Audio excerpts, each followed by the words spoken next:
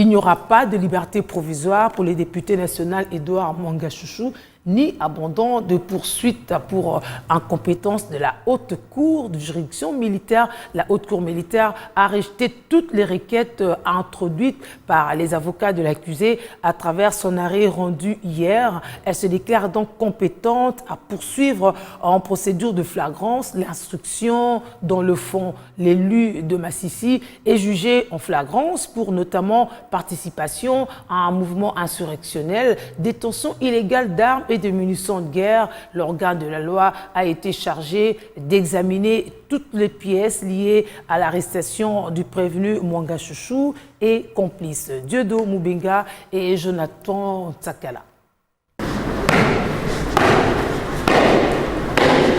Plus rien n'arrêtera la poursuite à la haute cour militaire de l'affaire opposant le procureur général au prévenu député national Edouard Mwanga Chouchou et complices. Demande de liberté provisoire ou conditionnelle, récusation de la flagrance et de la compétence du tribunal à juger un député national, tous ces trois chefs de demande introduits par l'accusé à travers ses avocats ont été rejetés en bloc au cours de l'audience du mardi 14 mars à travers cet arrêt.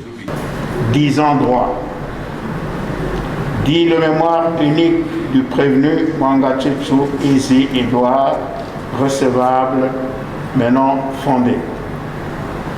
Rejette la demande de mise en liberté provisoire ou de mise en résidence surveillée introduite par le prévenu. Ordonne la poursuite des débats quant au fond. Renvoie la cause à son audience publique fixée par voie d'exploit et réserve les frais. Ainsi arrêté prononcé par la haute cour militaire.